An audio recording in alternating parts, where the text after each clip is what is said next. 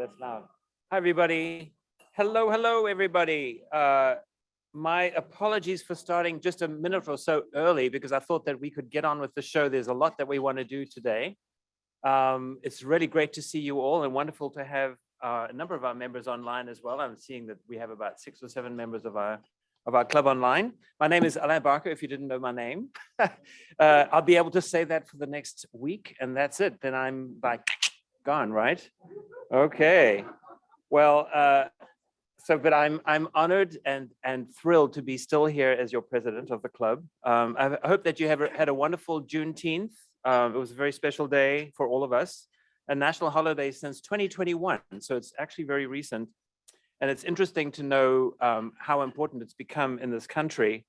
The commemoration marking the day when the federal troops arrived in Galveston, Texas in 1865 to take control of the state and ensure that all enslaved people would be free. The troops' arrival came a full 2.5 years after signing the Emancipation Proclamation. Juneteenth honors the end to slavery in the United States and is considered the longest running African-American holiday. As former US President Barack Obama mentioned yesterday in a tweet, it's a reminder that even in the darkest hours, there is cause to hope and a reason to keep building a country that lives up to its highest ideals. May it be so. Okay, Sally Gaskell is going to come up and give us our reflection. Hi, everyone, those of you online. So every year, as part of our club's operating budget, $2,000 is set aside for the incoming president to attend the International Rotary Convention, wherever in the world that might be. So when I was about to become president 2 years ago, the convention in Taipei was canceled because of COVID. So I held out and was able to attend the International Convention in Melbourne, Australia at the end of May. 2 others from our club were also there. I saw them once. Lance Eberly and Yolanda Trevino. About 12,000 people were there overall, by far the biggest conference I'd ever attended. So after 31 hours of travel, I made it to Melbourne. The plenary sessions were held at the Rod Laver Arena, I think you may have seen, where the Australian Open is played, fits 14,000 people. And everything else was at this beautiful Melbourne Convention and Exhibition Center, right on the Yarra River. I learned so much. As Sarah Laughlin says, Rotary is deep and it is wide. And is that ever true? So for example, I learned that there are several dozen Rotary action groups made up of experts in fields like water, sanitation, and hygiene. That one's called WashRag. Mental health initiatives, malaria, endangered species. The action groups use their expertise to help clubs plan international projects or local projects based on their interests. And then there are hundreds of Rotary fellowships, as you see here, the Fiber Artists Fellowship. They range from bird watching to whiskey drinking to wine appreciation, you'll sense a theme, and to aviation and to LGBTQ rights. Fellowship members come from all over the world. Again, they have fun and they raise money for Rotary causes. You can go online, Google Rotary Fellowships, pick one you like, and soon you'll be encased in this wonderful global community. I heard some powerful speakers at the convention, including a Nobel Peace Prize laureate from Liberia, as well as Rotary's own CEO, John Huco. Huco gave some sobering statistics, such as when he spoke 5 years ago at the convention, the world had 5 million refugees. Today, there are 25 million refugees, which is sobering, but he spoke about how encouraged he is that Rotary works every day to bring peace to our world in so many ways, from eradicating polio to supporting water projects to building literacy. So to close, I've got a lot more I could say on this subject, just catch me anytime. But I want to thank every member of our club for pitching in and helping me to attend. If you've ever attended a Rotary International Convention, can you wave your hand? All right, this side of the room representing. If you've never thought about it, please do, because it's really an amazing experience. I encourage everyone, whether or not you're the incoming president, to do it. Next year is Singapore, then Calgary, back to Taipei, and Honolulu in 2027. So do it.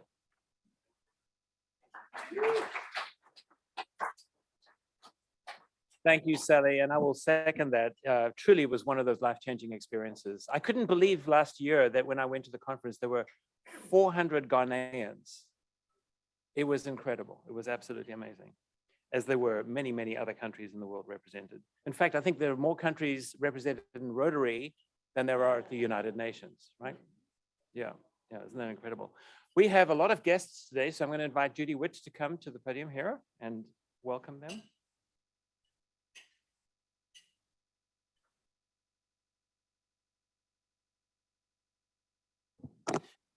Good afternoon, everyone. It's always so exciting when you see a list as long as this list is. So I'm going to group them just a little bit, and I hope you will stand or wave your hand so that we can recognize who you are when your name is introduced.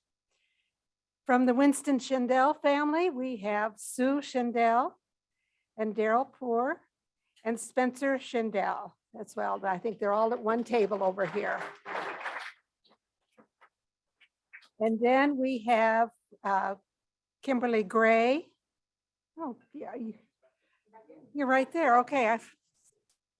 And Richard Milunchick, and Vicky Reunion, right there. So I hope people in the back of the room can see where these people are located because we want to welcome them. And then John Hobson has a guest that he would like to introduce.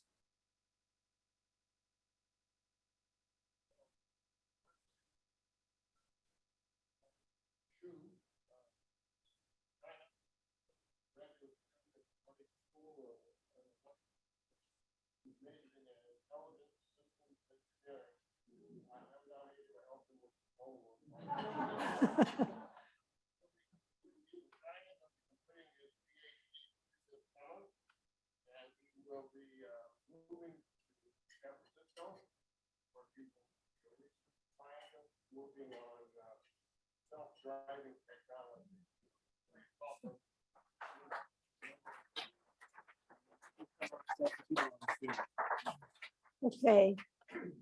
I'm sorry, the people on Zoom did not have the advantage of all that information, but we have Yunhong Zhu from China, who's here doing his PhD this summer and will move to California at the end of the summer to continue his work.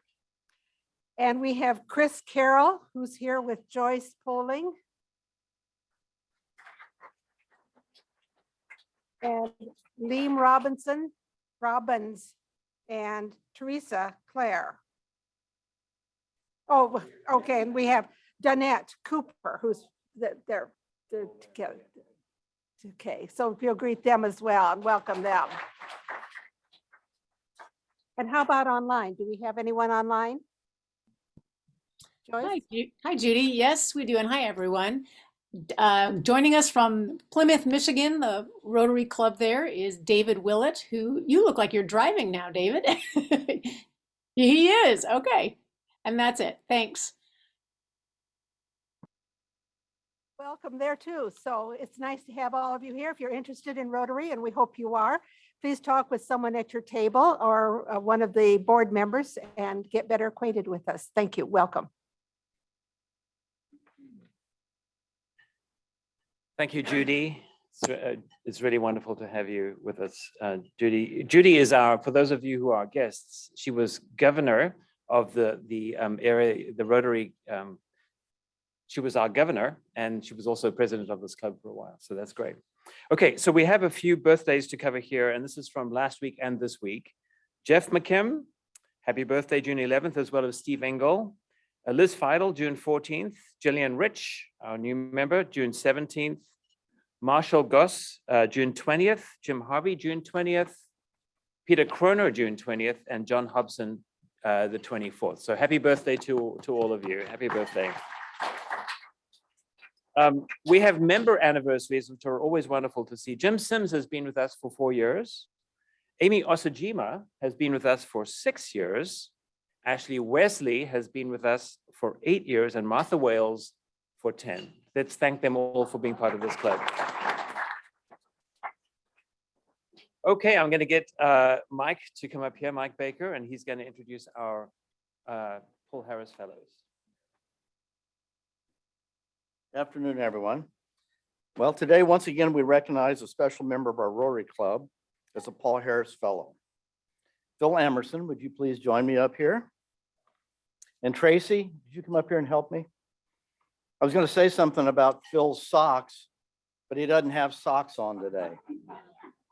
Got sandals. Of course, you don't have a robe with you either, but that's another thing. So, well, don't expect me to do any jokes about this guy. Really not going down that road with the pastor.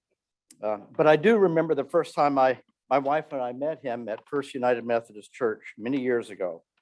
When we walked in, I noticed there was a young boy, and he was staring at this big plaque on the wall, and he just kept staring at it. And I sort of watched him, and all of a sudden, Phil walked over to him, and he said to the young boy, he said, "Good morning, son." And "Good morning, pastor," the young man replied. He asked Phil, "What's this plaque?"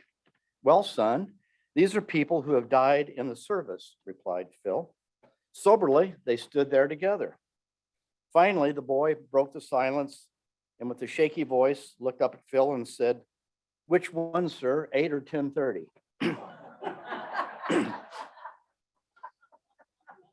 What? Both. Phil has spent his entire life for caring for others' spiritual needs, physical needs, working to make people's lives better. He's been called a community encourager. He's president emeritus of Garrett Evangelical Theological Seminary in Evanston, Illinois, having led the school from 2006 to 2014. Prior to this, he was president of the Claremont School of Theology in California from 2000 to 2006. Over his career, he's been pastoral connections with St. John's in Evansville, Broadway in Indianapolis, First United Methodist in Bloomington. He's sought to be a community encourager in Panama, Westmont College in California, Chandler School of Theology in Atlanta, and many other places. Always trying to make the community aware of those in need and make it a better place. And their responsibility is to help others. Sounds like service above self, doesn't it, Phil? One of my favorite things about Phil was that he and his spouse Elaine were founding members of Patchwork Central, an international Christian community in Evansville, Indiana, from 75 to 85, where I think he met my father, who was a retired doctor collecting medical supplies to send to underdeveloped countries. And I did not even mention that you have a passion for zip lining. And I've been told he's mastered the 3-point landing, both feet and his rear. So Tracy, would you come up here and please present Phil his Paul Harris +1 pin?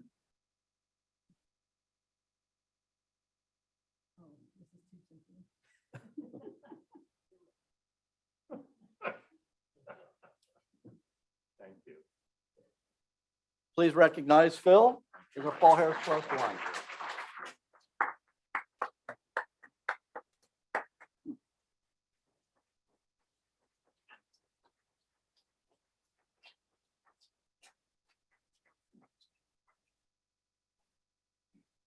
Good, what a day, what an incredible day. So we have, today we also have the good news that we have a number of new members to celebrate. So we're gonna quickly go through these new member celebrations as well. I believe that we have all 3 of them. So Tracy, do you wanna come up? And we're gonna do our new membership. This has been an incredible year. For those of you who probably know this already, we have more than 30 new members this year at the within this club, so. All right, if we could have Caleb and Forrest and Amy and their sponsors, Dad, Michael, come on up. This is the most exciting part when we bring in the new members, and we have, let's see, Teresa's going to read the backgrounds to formally introduce, and once Dad gets up here, no pressure. All right, Teresa. Caleb Olin Meredith Poor is a dedicated individual with a strong commitment to community engagement and a passion for creating positive change. He holds a bachelor's degree in political science with a minor in communications. His list of accomplishments and experiences demonstrate his drive to make a difference. As a commissioner on the City of Bloomington's Commission on the Status of Black Males, he actively advocates on behalf of marginalized communities. His dedication to promoting art is evident through being awarded the Emerging Artists Grant from the City of Bloomington. Additionally, Caleb's involvement as a volunteer at the historic Eiffel Building, where he assists with gallery operations and lends his expertise in design and social media, highlights his commitment to supporting local organizations. Caleb was honored with the Outstanding Black Male Leader of Tomorrow Award in 2017. Professionally, Caleb is a brand strategist and marketer for the Chocolate Mousse and creates content for Pizza X. His creative approach and keen eye for design have helped these businesses thrive. Outside of his professional life, Caleb finds joy in his art, spending quality time with his dog Malia and making music. Furthermore, his leadership role in the local movement Students Against Assault Weapons demonstrated his passion for activism and advocating for causes in which he believes. Caleb's interest in Rotary was sparked when his Aunt Tracy invited him to a meeting. After experiencing the warmth and enthusiasm of the Rotary community and learning about their mission to have a substantial positive impact on the community, he eagerly decided to join and contribute his skills and dedication. Upon sharing the pending membership with his parents, he learned that his mother had served as the president of Rotary in Duntacastro in Tasmania prior to moving to Melbourne a few months ago. It's a small Rotarian world. Caleb looks forward to collaborating with fellow Rotarians and leveraging his diverse background and expertise to make a difference in the lives of others. Amy Kendall is from Knightstown, Indiana, and first came to Bloomington to attend Indiana University, where she majored in English and French. Amy spent 1 year studying abroad in France and returned to France after graduation to teach English for a year. After coming back to the United States, she worked with children in a variety of roles, including as a residence hall director at a boarding school and as a big sister in Big Brothers Big Sisters. Amy continued her career working with children as an AmeriCorps Vista at heart of Indiana University,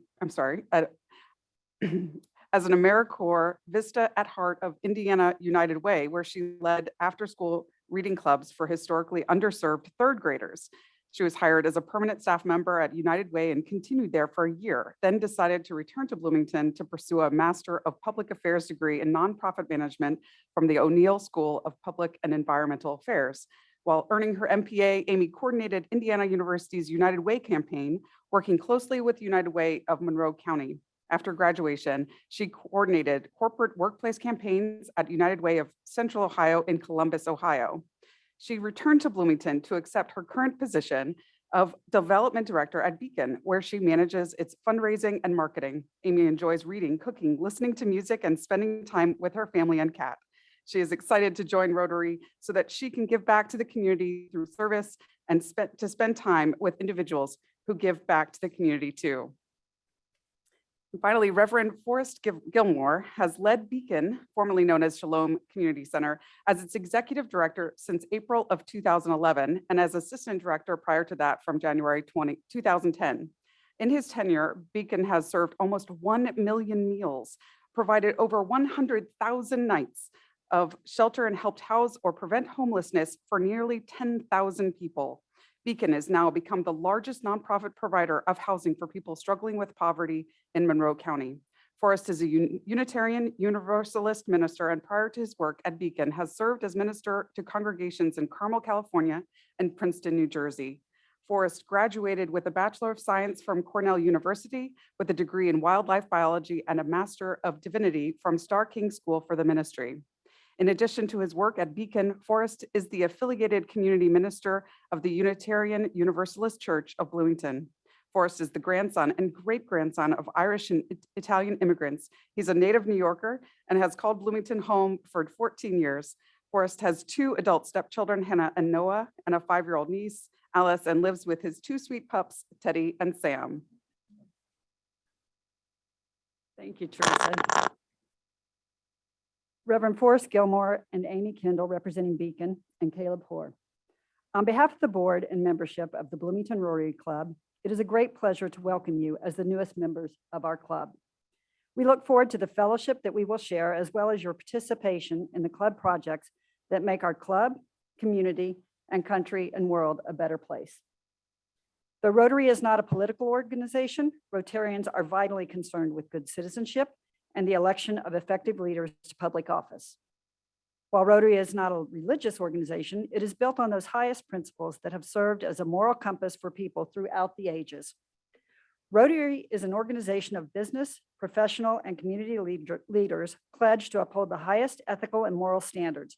Rotarians believe that worldwide fellowship and peace can be achieved when people work together and uphold the Rotary motto of service above self. Rotary activities exemplify the partnership, respect, and generosity that one would expect from people who believe they have a responsibility to help others.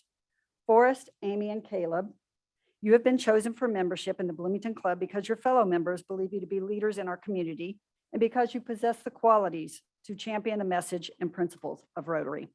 You are a representative of your vocation and talents within our club and community. You have now become an ambassador of Bloomington Rotary, carrying the ideals of service to all within your sphere of influence. Our community will know and judge Rotary by your character and service.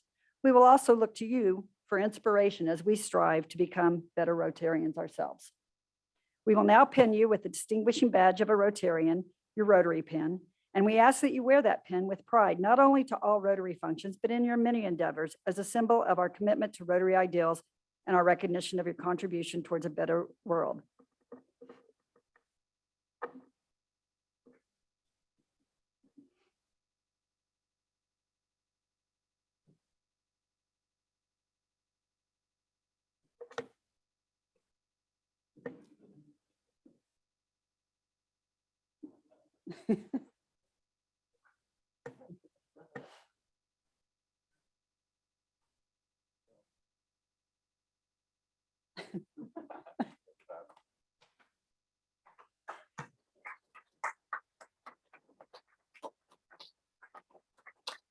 Fellow Rotarians, please rise if you are able and welcome our newest Rotarians, Reverend Forrest Gilmore, Amy Kendall, and Caleb Hoare.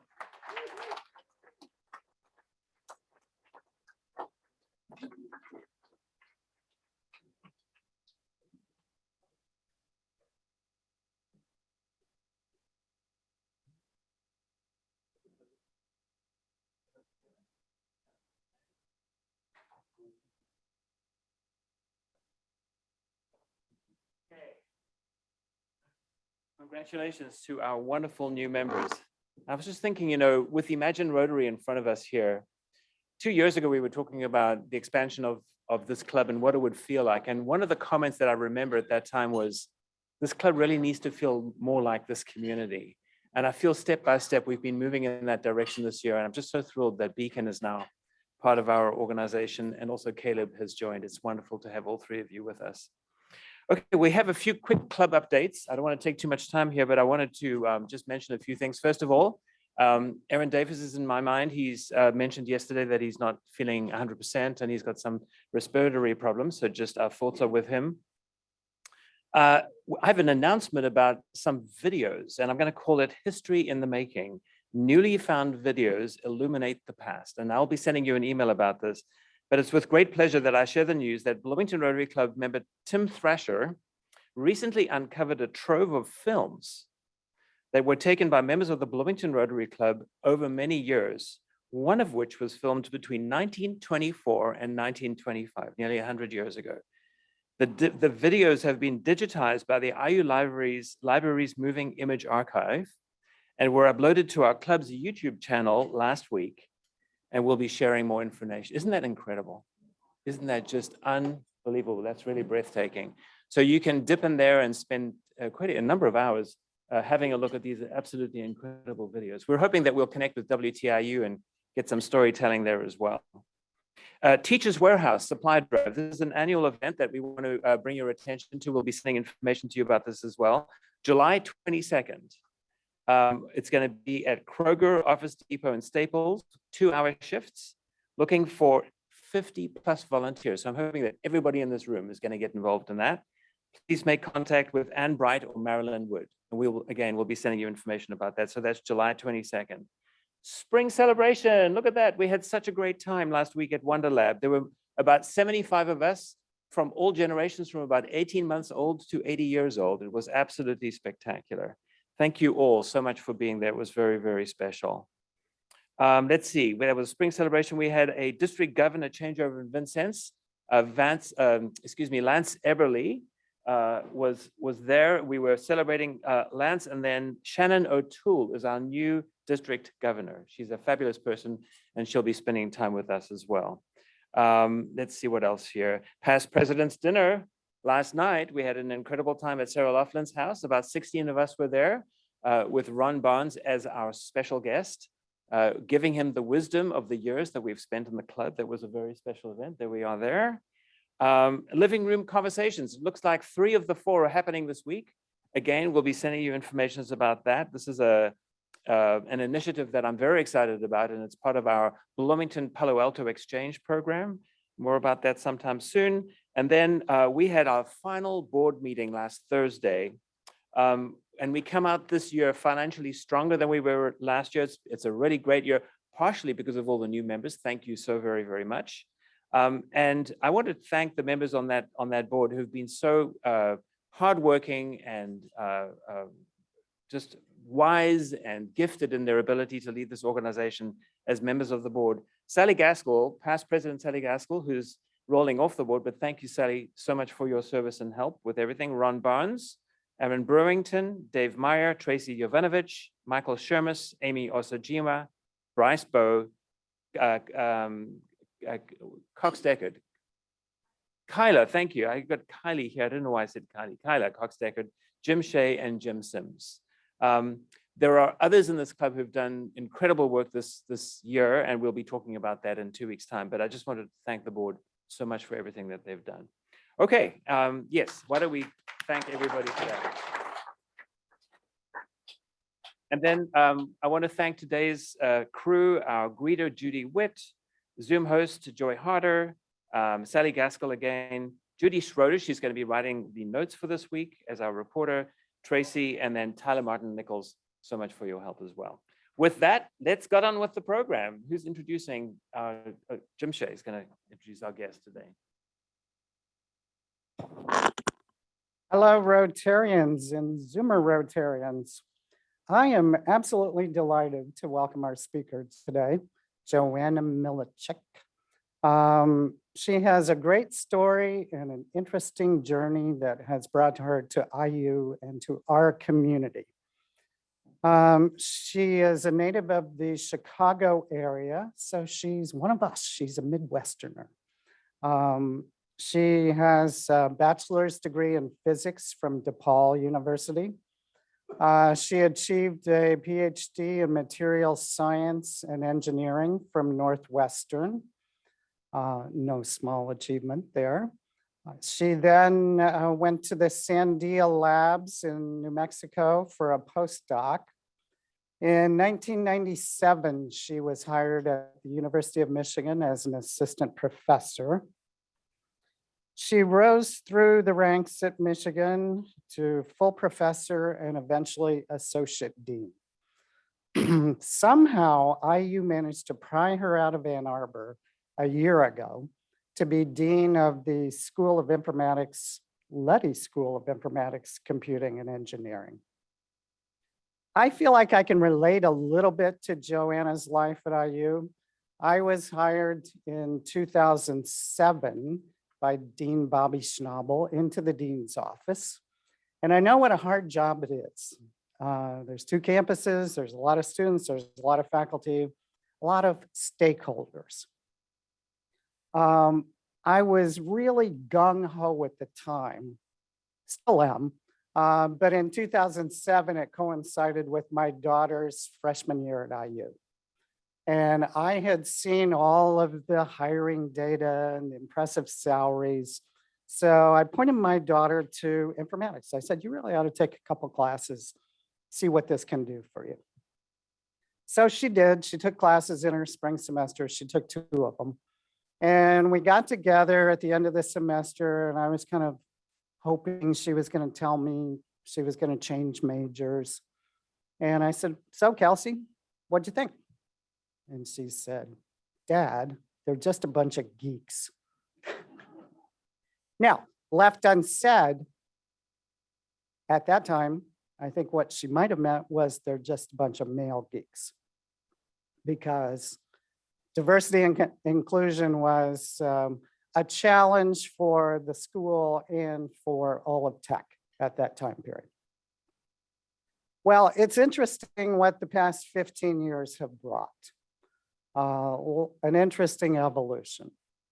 My daughter is now vice president of a Palo Alto-based tech company. Who would have ever guessed that? The IU School of Informatics is now the Luddy School of Informatics, Computing, and Engineering. And Joanna Milunchick is our dean. Let's give her a very warm Rotary welcome.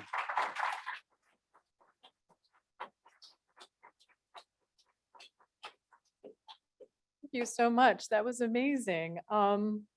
Anyway, thank you very much for inviting me to speak with you today. I have slides that I'm supposed to point over here, right? Here we go. Can you actually, there we are. I have slides, about 20 of them. I could talk from them, but I don't have to. Normally what I do is I would be roaming the room, but I was told that I can't leave the confines of the podium. So I am going to do my darndest to stay back here. But basically, I am happy to talk to you about anything that you want to know about the Luddy School, or my background, or where I see the Luddy School going, anything at all. Okay, is it this one? There, that's me.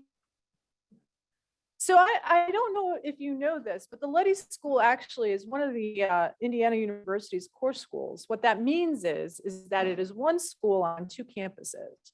So the main campus is down here in Bloomington, and there's also a campus up in Indianapolis. Up until last week on Wednesday, that campus was called IUPUI. I think it still is called IUPUI until the fall of 24. So it's an interesting kind of story for the Luddy School. Also, the Luddy School was only Luddy School in Bloomington, but in January of this year, I fixed it. It's just like, no, we're Luddy School everywhere. If we're one school, two campuses, then we will have one name and two campuses. And you know what I really love about the Luddy School is that it really does have the best of both worlds. On the one hand, we have this flagship traditional university here in Bloomington, and we also have the startup kind of feel of an urban school as well. So it is an exciting place to be, and I am really working very hard to make sure that we really live up to the one school, two campus ideal. Okay, so let me just give you some stats. Here we are in IUB. We have 100 or so tenure track faculty. The balance of them are various other kinds of academic positions, research scientists, and non-tenure track faculty. You can see that we've got, you know, approximately 3,500 students in Bloomington. And every year we raise, well, we spend actually $18 million in research expenditures.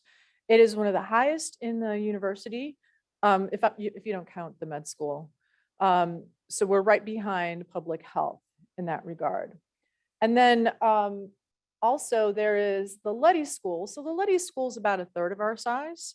You can see that we've got 54 faculty, about 1,600 students up in Indianapolis, and $5 million in research expenditures. So, you know, even though IUI, I'm going to refer to Indianapolis now as IUI, you know, they're not an R1 institution in general. They are an R2. One of the things that we're really hoping will happen in the next 5-ish years or so is that we're able to progress IUI to become an R1 institution, just like Bloomington is. So Luddy's a weird place, right? I mean, it is. Because if you think about it, this name is very long. The Luddy School of Informatics, Computing and Engineering. How many of you know what informatics is? Anyone in the audience? Right there. Go ahead. Yeah.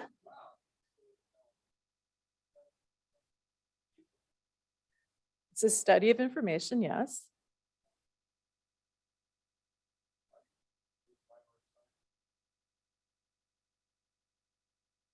Yeah, it includes library science. So if you really think about it, library scientists are the original information scientists, right?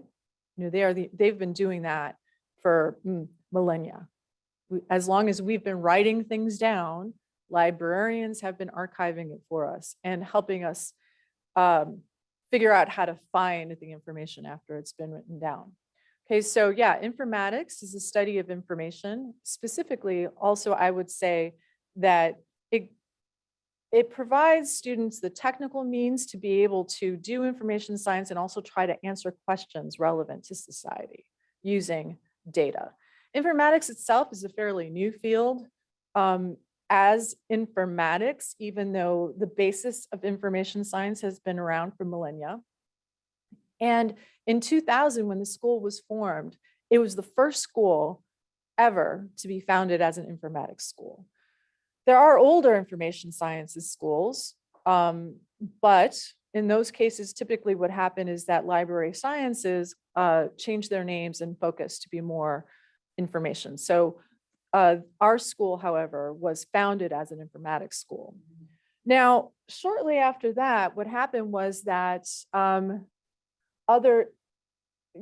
information and library sciences was a separate school at the time.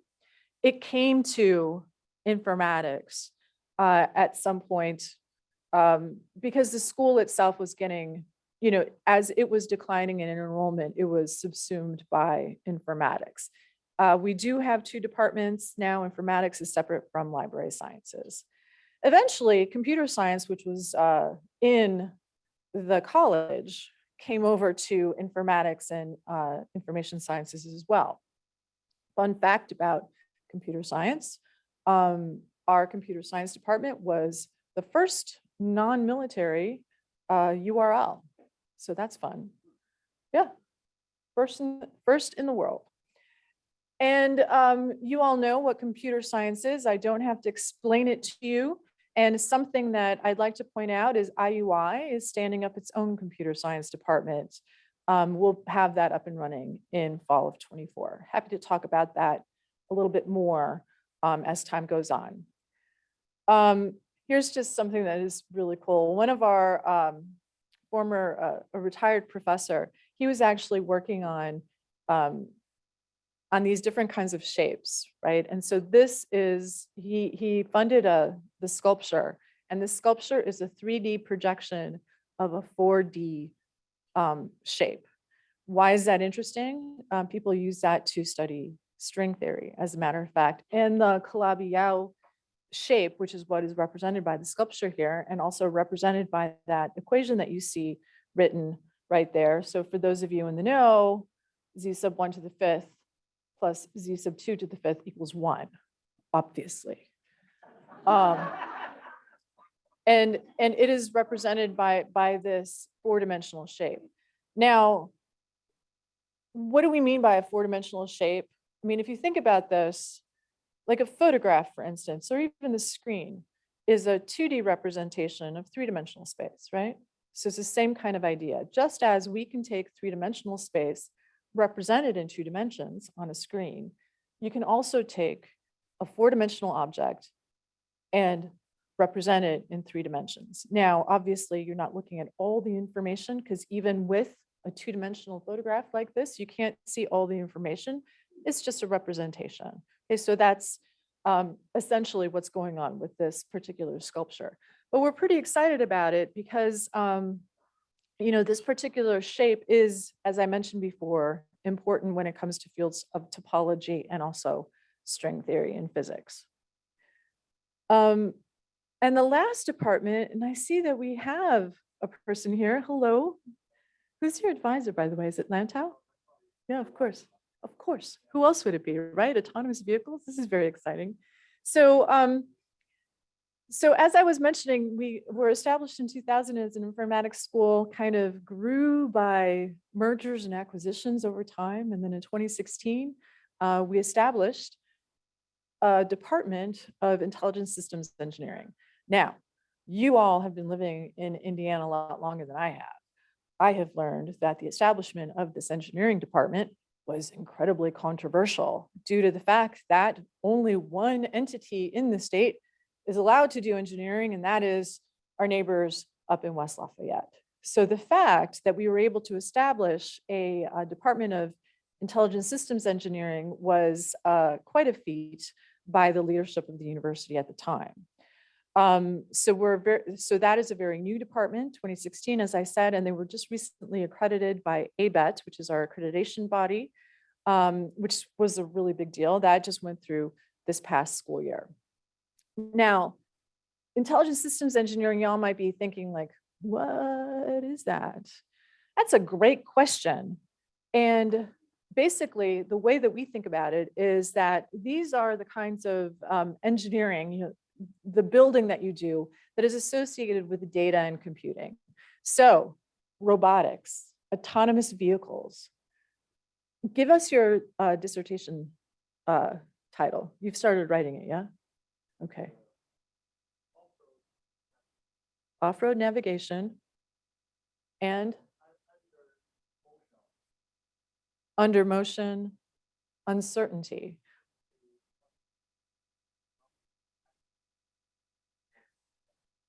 So basically, if I'm paraphrasing for our Zoomers, basically you're trying to figure out how to help off-road vehicles be able to navigate on an uncertain terrain, essentially. Now, while that takes a lot of hardware, it also takes an immense amount of software. And artificial intelligence is involved, machine learning is involved. Being able to sense, to detect what's going on around the car and allowing the car to decide for itself how to react to that sensory data. Okay, so like I said, this is engineering and it involves physical hardware and it also involves computation, software, and analysis of scads and scads of data. So you can see that robotics, this particular thing, it's kind of a new discipline, right? It's exciting because he is trying to figure out something that hasn't been figured out before. So robotics is certainly part of what we do. There's also ME here, does not stand for mechanical engineering like it does in most engineering schools. It represents microelectronic design. So has anyone here heard of the CHIPS Act? Anyone? CHIPS Act? People don't want to raise their hand now because they're like, oh, she's got a call on us. But you raised your hand, gentleman in the green shirt. Can you tell us what the CHIPS Act is?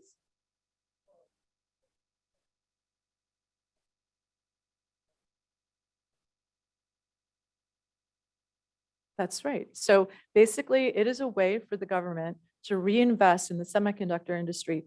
They're talking about it as onshoring the microelectronics industry back to our country. And it's true that over the last 30 years or so, semiconductors just went completely overseas. You know, it was hilarious because you heard that I went to Northwestern and I was born and raised in Chicago. I mean, I went to DePaul University in Lincoln Park, met my husband who is here with us. Hello, Richard. How you doing, sweetie?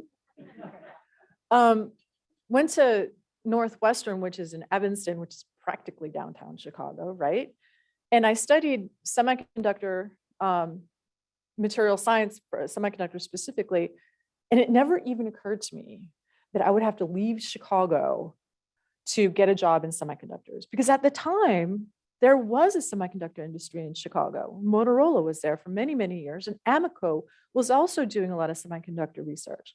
And I'm like, oh, you know, I can live in Naperville. For those of you who know about Chicago. I didn't have to move to Naperville because by the time I graduated, all the semiconductor industry had moved to the coasts, which is crazy pants. That is the official term. So if you look at the Midwestern schools, Purdue, Notre Dame, Ohio State, Michigan State, and University of Michigan generate 80% of all of the semiconductor talent in the US. They are educated in the Midwest and they move to the coasts. So what the CHIPS Act is trying to do is actually bring all that back to the Midwest. If you think about it, it actually makes a lot of sense. In order to do semiconductor manufacturing, you need a lot of fresh water. Guess what we have here in the Midwest? Fresh water. They don't have a lot of that, at least not on the West Coast, not much anymore. So one of the things that I've been really trying to do in my first year is to establish relationships with various companies, Crane, the naval base that's just to our southwest, to really get our microelectronics design working. We are not known for that, but the idea is that I want to go very narrow and very deep in specific areas. That's what you have to do when you've got small departments. So the other two areas are in nanotechnology, which is my forte as well. So between nano and semiconductors, that's the research that I used to do, and then biomedical engineering, obviously because IU has a really strong medical system. And so doing biomedical engineering makes sense. Most of the biomedical engineering that we do down in Bloomington is more involved with simulation again.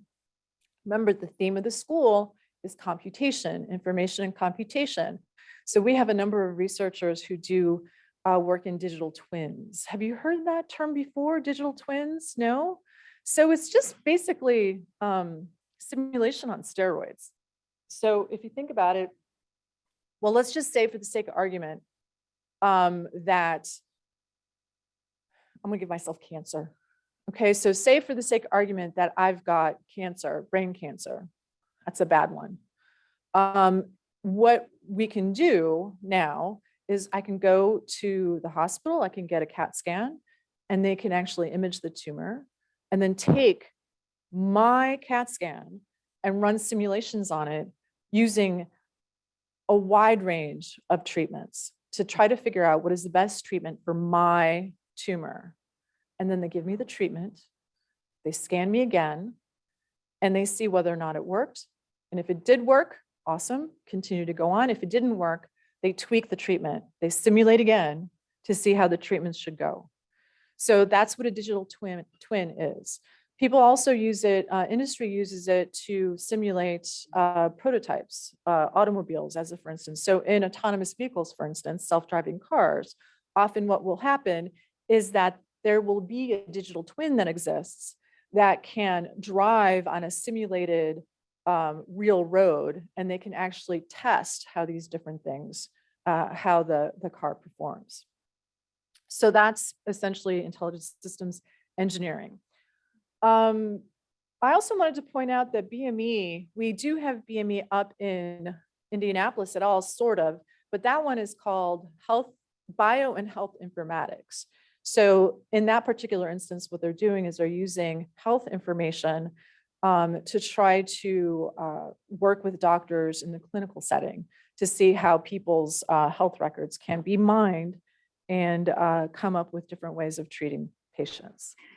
So, there's a lot of other things that we do, human-centered computing, human-robotic interaction. I already mentioned biohealth informatics, and we have a number of research centers. The Polis Center is a unique center up in Indianapolis. Basically, what it is a treasure trove of geospatial data. So we have census information, we have health information. They're working with Regenstrief, which is a medical research center, to try to combine health records with that.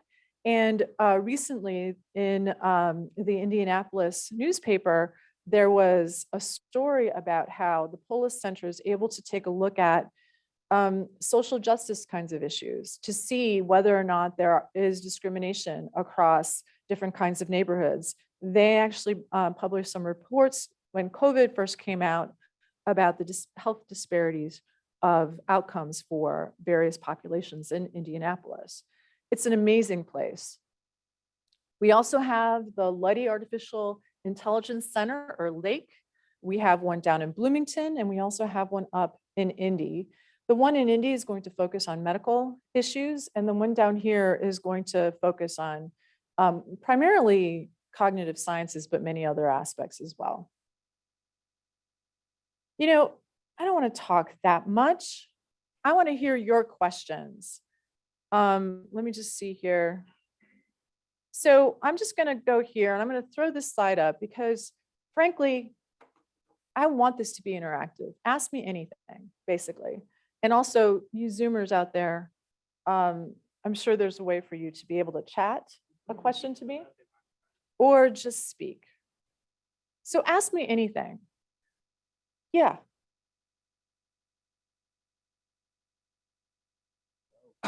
Since you put me on the spot, I'll put you on the spot. How do you prevent, how do you guard against and deal with the poaching of your students late in their academic careers, and how do you maintain faculty from being poached by industry? Oh, that's a great question. It's been kind of an issue for us, actually. So down in Bloomington in particular, in the last 4 years, we've lost a third of our faculty. But I hired half of them back this year. Not them specifically, but I hired about 15 positions, 12, I think it was finally in the end. So, I mean, yeah, it's a problem. But every university that does anything around technology and computation has this kind of an issue. We have to be aggressive.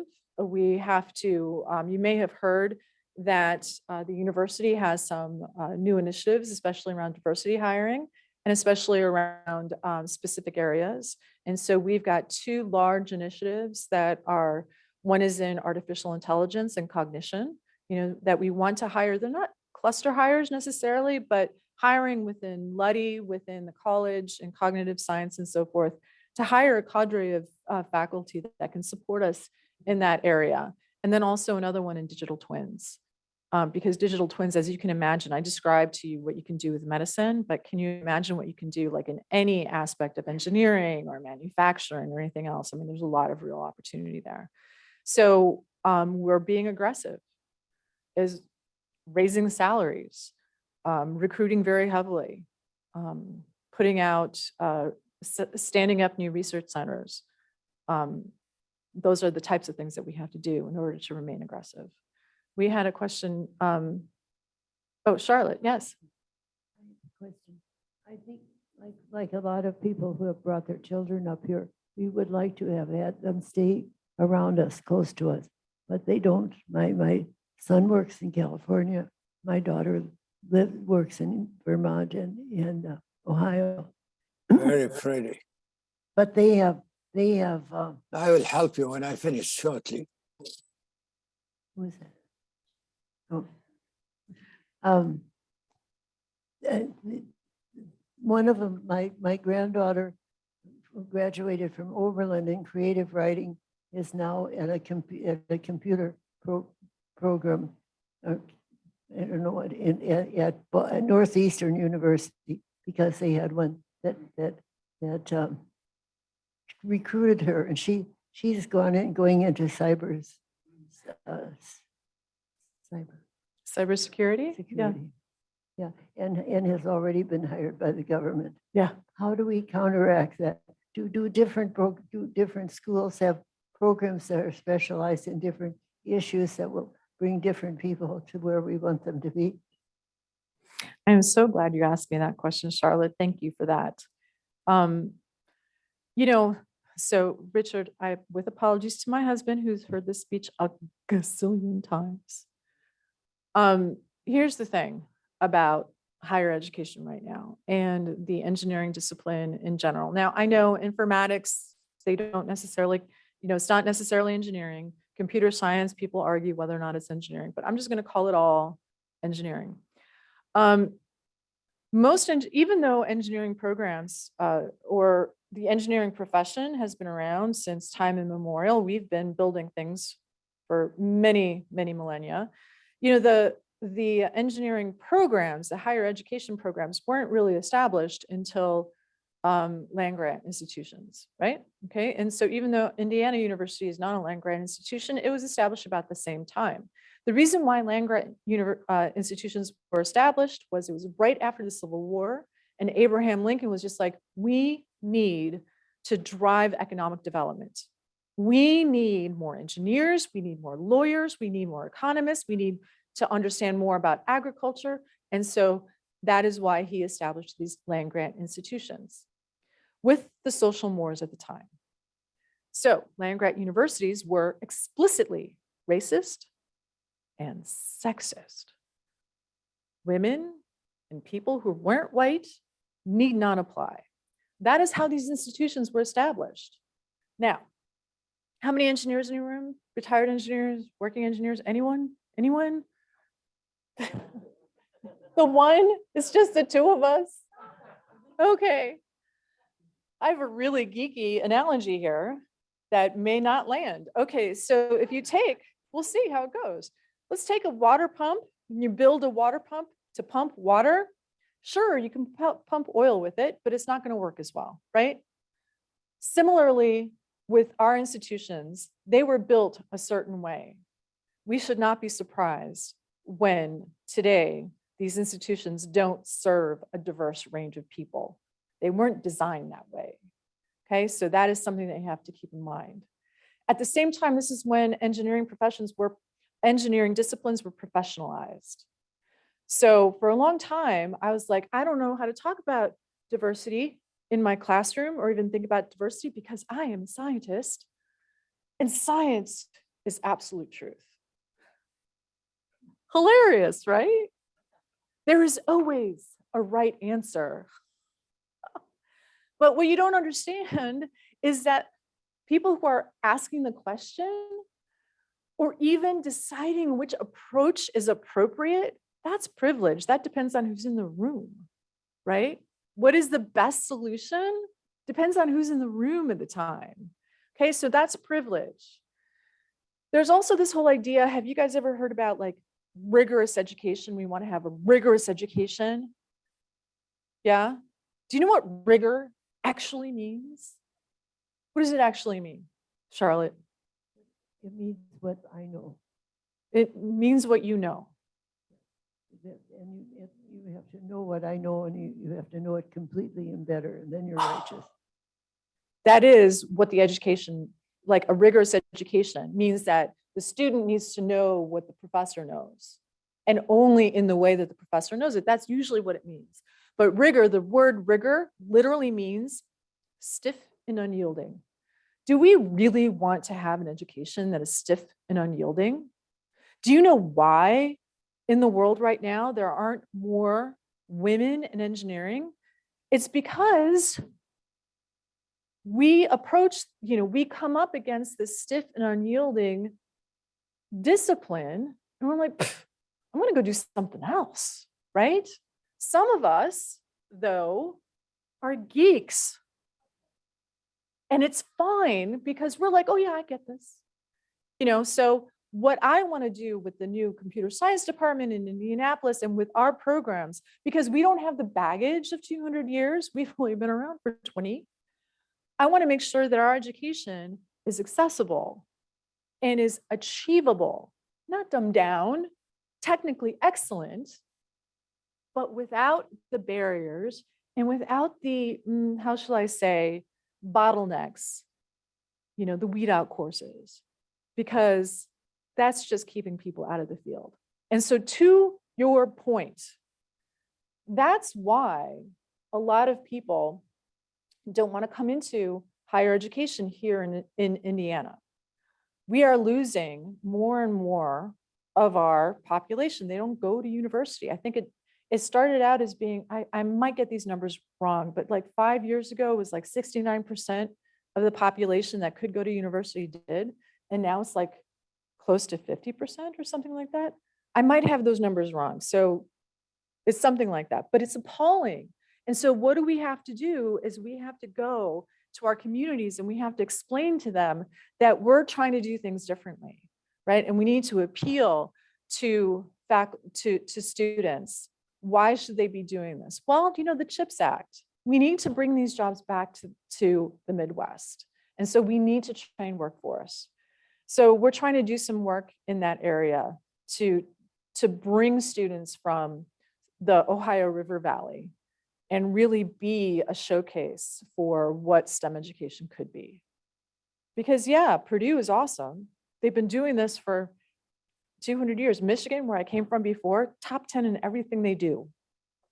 But those are elite schools and we're leaving everyone else behind. I'm getting the sense, am I done? We're gonna have a quick question, one more quick question and then we're done. I'm feeling the stalking. There are happening. global forums on the ethical use of artificial intelligence. Does Luddy School have a seat at the table at these conferences? So we do have a number of real expert people in artificial intelligence. I will talk, so we have the Luddy AI Center as an example.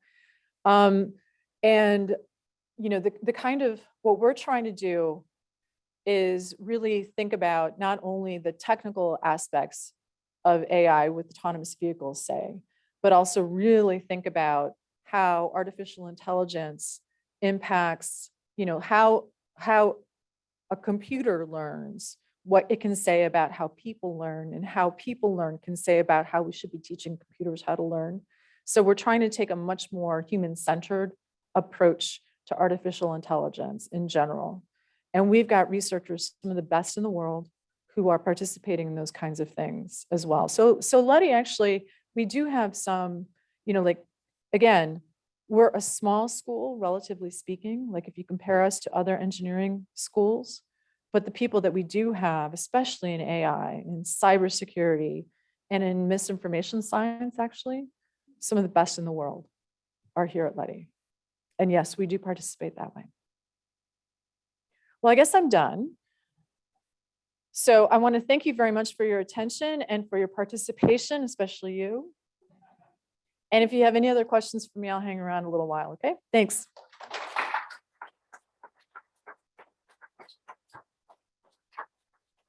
Thank you so much, Joanna. It's so fabulous to have you in Bloomington as one of our bright stars. The brilliance that you bring to Bloomington campus is really fantastic.